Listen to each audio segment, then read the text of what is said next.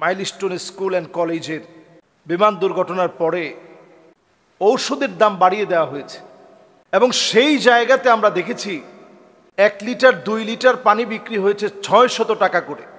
আমরা ঘরের মধ্যে এক জায়গায় আগুন লেগে গেলে আপনি যদি সেখানে একটু আলু পোড়া দিয়ে খেতে চান তাহলে আপনাকে মানুষ সুস্থ মানুষ বলবে না, পাগল বলবে। দ্বিতীয় বৃহত্তর একটা মুসলিম দেশে আমরা মনে হয় এতটা অমানবিক আচরণ মাঝে মাঝে দেখাই যে আচরণ কখনো অমুসলিমদের মধ্যে কল্পনা করা যায় না। এই আচরণ আমরা দেখাই প্রায় সময়। এটি খুবই অমানবিক একটি আচরণ এবং যেই লোকটা এই কাজ করেছে তার চিরদিনের জন্য ব্যবসা বন্ধ করে দেওয়া দরকার, কারণ সে মানুষই হতে পারে না। একটা মানুষ লোভী হবে, কিন্তু কতটুকুন লোভ আপনি করবেন? একটা মানুষের সন্তান পুড়ে যাচ্ছে, একটা মানুষের সন্তান দৌড়াচ্ছে যেখান থেকে গোশতগুলো ঝুলে ঝুলে পড়ে যাচ্ছে, যার পরনে পোশাক আগুন দিয়ে পুড়ে শরীরের সঙ্গে লেগে গিয়েছে, চামড়াগুলো ঝুলে গিয়েছে। এই দৃশ্য দেখার পরে আপনি টাকা চান কেমনে? আমরা দিন যাচ্ছে এতটা অমানবিক হয়ে যাচ্ছি, দিন যাচ্ছে আর মানুষগুলো আমরা পশুর মতো হয়ে যাচ্ছি। কোরআনুল কারীম আল্লাহ তাআলা আমাদেরকে স্মরণ করিয়ে দিয়েছেন, ওয়াকানাল ইনসানু আজুলা। মানুষ সবচেয়ে বেশি তাড়াহুড়া করে। যখনই আমরা একটু বিপদ দেখি তাড়াহুড়া শুরু করি, কি করে আমরা এই বিপদের সময় ধনী হতে পারবো এই চেষ্টা করি। কোরআনুল কারীম আল্লাহ তাআলা বলছেন, ওয়াকানাল ইনসানু কাফুরা। অধিকাংশ মানুষ সবচেয়ে বেশি অকৃতজ্ঞ হয়। আমরা কতটা অকৃতজ্ঞ আপনি চিন্তা করতে পারতেন যে আমার ছেলেটার এমন হইতে পারত, আমার মেয়েটার এমন হতে পারত, আমার পরিবারের সঙ্গে এমন কাজটা হতে পারত, আমি কিভাবে অমানবিক হই? আল্লাহ তাআলা বলছেন, ওয়াকানাল ইনসানু কাতুরা। মানুষ সবচেয়ে বেশি কৃপণ হয়, সবচেয়ে বেশি কৃপণ মানুষ হয়। আমরা তো এই বিষয়টা কল্পনা করতে পারতাম যে আল্লাহ তাআলা আমাকে তো ব্যবসা করার সুযোগ দিয়েছেন, আমি তো অনেকবার ব্যবসা করতে পারবো, আজকে অন্তত মানবতার স্বার্থে আমি খুলে দেই, ব্যবসাটা কম করি, প্রয়োজনে টাকা ছাড়া আমি মানুষকে সহযোগিতার চেষ্টা করি। কোরআনুল কারীম আল্লাহ তাআলা বলছেন, ওয়াকানাল ইনসানু আকসারা শাইইন জাদালা। মানুষ সবচেয়ে বেশি বিতর্ক করে। আমরা দেখবেন বাংলাদেশে বিতার্কিকের কোনো অভাব নেই। এরকম একটা দুর্ঘটনার ঘটনা আমরা শুনলাম, আগামী 1 সপ্তাহের ভিতরে নতুন আরেকটা বিষয় আসবে, আপনারা লিখে রাখেন। আগামী 1 সপ্তাহের ভিতরে মানুষ এটা ভুলে যাবে, নতুন আরেকটা ট্রেন্ডিং ইস্যু চলে আসবে, মানুষ সেটা নিয়ে কথা বলবে, সবাই সেটা নিয়ে চিন্তা ভাবনা করবে, কারো এটা মনে রাখার সময় সুযোগ থাকবে না।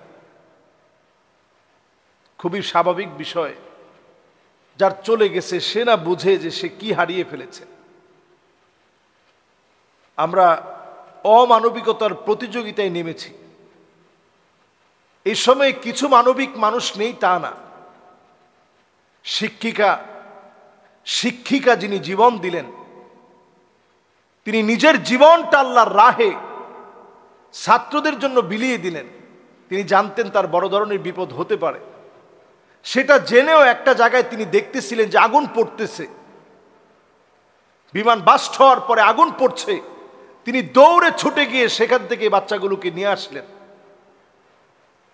তার মানে বোঝা যায় মানুষের জন্য যে জীবনটাকে বিসর্জন করে দেয়, জাতির কাছে তিনি স্মরণীয় হয়ে থাকবেন। এই জন্য এই সময়টাতে যারা অমানবিকতার পরিচয় দিয়েছে, মনুষ্যত্বহীনতার পরিচয় দিয়েছে, তারা জাতির কাছে কখনো শ্রেষ্ঠ হতে পারেনি। আমরা আল্লাহর কাছে পানাহ চাই এ জাতীয় বিপদ আপদ থেকে আল্লাহ যেন আমাদেরকে হেফাজতে রাখে। যারা দায়িত্বে আছে তারা যেন দায়িত্বের ব্যাপারে সচেতন থাকে। বাংলাদেশ অনেক ডিজিটাল হয়েছে, আমরা মুখে মুখে বলি, কিন্তু আমরা সবসময় দেখি যেন ম্যাজিক্যাল হয়েছে। একটা পুরানো যান্ত্রিক ত্রুটিপূর্ণ একটা ট্রেনিং বিমান কেন চলবে? যান্ত্রিকভাবে যেটা ত্রুটিপূর্ণ সেটা ট্রেনিংয়ের জন্য ব্যবহার করতে হবে। এরপরে আরো একটি বিষয় ভেবে দেখা দরকার, এয়ারপোর্টের কাছাকাছি জায়গার ভিতরে এমন কোনো বিল্ডিং থাকাটা, এটা আমাদের জন্য খুবই ভয়ঙ্কর বিষয়। যে কোনো সময় দুর্ঘটনা ঘটতে পারে। এই ইদানিং অল্প সময়ের ভিতরে আপনি সারা ওয়ার্ল্ডে সার্চ করে দেখেন, 2025-এ অনেকগুলো বিমান বিধ্বস্ত হয়েছে। তার মানে এই সময়টা নানা বিপদ আপদ, মুসিবত, টর্নেডো, সাইক্লোন, ঘূর্ণিঝড়, ভূমিকম্প এগুলো বাড়বে দিন দিন। পৃথিবীর ভিতরে এল নিনো নামক একটা ভয়ঙ্কর আযাবের সময় আসবে। খরা লাগার জন্য যা যা প্রয়োজন, এই পৃথিবীর ভিতরে সেই সংকটাপন্ন পরিস্থিতি তৈরি হবে। অল্প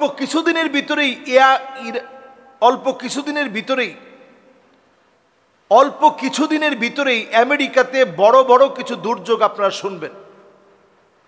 ইউরোপেও বেশ কয়েকটি দুর্যোগ আসবে। এই দুর্যোগ, এই বিপদ আপদের সময়ে আমাদের অনেক দিক থেকে সচেতন সজাগ হওয়া দরকার। যদি না হই, এরকম বিপদ আপদ একটার পর একটা আসবে। বাংলাদেশের এই সময়ে আমরা দেখেছি বিভিন্ন জায়গায় আগুন ধরছে, শিক্ষা প্রতিষ্ঠানে আগুন লাগছে, বিভিন্ন জায়গায় বিভিন্ন সংঘাত মারামারি চলছে। এগুলো বেশিরভাগই পরিকল্পিত দেশের অবস্থাকে নষ্ট করার জন্য।